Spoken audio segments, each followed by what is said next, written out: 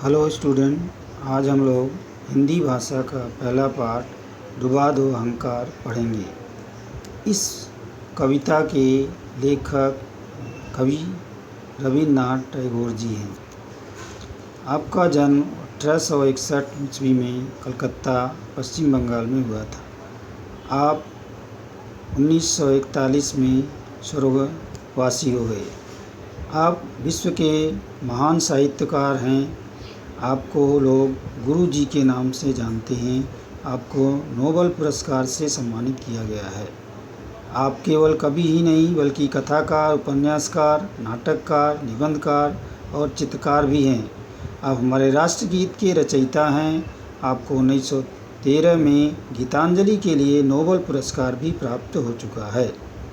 आपकी प्रमुख कृतियाँ बनफूल, कवि कहानी, संध्या संगीत, प्रभात संगीत, छवि ओगान, गीतांजलि, वलाका, पलातका, वनवाणी और शेषलेखा आदि हैं।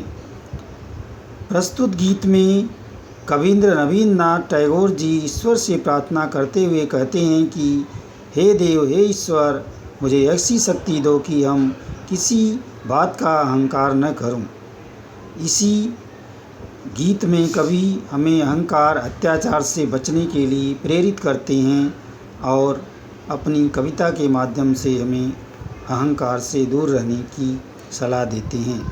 तो चलो अब हम लोग कविता सुनेंगे। मेरा शीश नवा दो अपनी चरण धूल के तल में, देव डुबा दो अहंकार सब मेरे आंसू जल में। अपने को गौरव देने हित अपमानित करता अपने को, घेर स्वयं को घूम घूम कर मरता हूँ पल पल में। देव डुबा दो अहंकार सब मेरे आंसू जल में। अपने कामों में न करूँ मैं आत्म प्रचार प्रभो, अपनी इच्छा मेरे जीवन में पूर्ण करो। मुझको अपनी चरम शांति दो, प्राणों में वह परम कांति हो। आप खड़े हों मुझे ओट दें हृदय कमल के दल में, देव डुबा दो अहंकार सब मेरे आंसू जल में। तो इस तरह से कविता की हम लोग अब व्याख्या देखेंगे।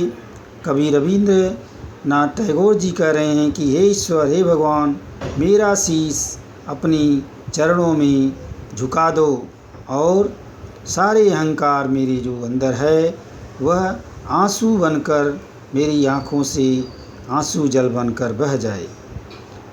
अपने को गौरव देने के लिए मैं रोज़ अपमानित करता हूँ, हमेशा पल पल जो है घूम घूम कर मरता रहता हूँ।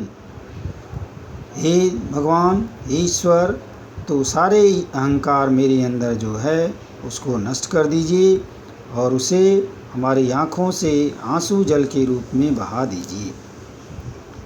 मैं अपने कामों का कभी भी प्रचार न करूं, जो भी मैं करूं आपकी इच्छा से ही करूं, इससे ही मेरा जीवन पूर्ण हो। मुझे अपनी चरम शांति दो, हमारे प्राणों में आप अपनी ही कांति दो। आप मुझे खड़े होकर के सहारा दें, मेरे हृदय कमल में विद्यमान हो जाएं। हे भगवान, हे ईश्वर, आप मेरे अंदर का सारा अहंकार डुबा दो और मेरे अहंकार को मेरी आँखों के आंसू जल से बहा दें। धन्यवाद।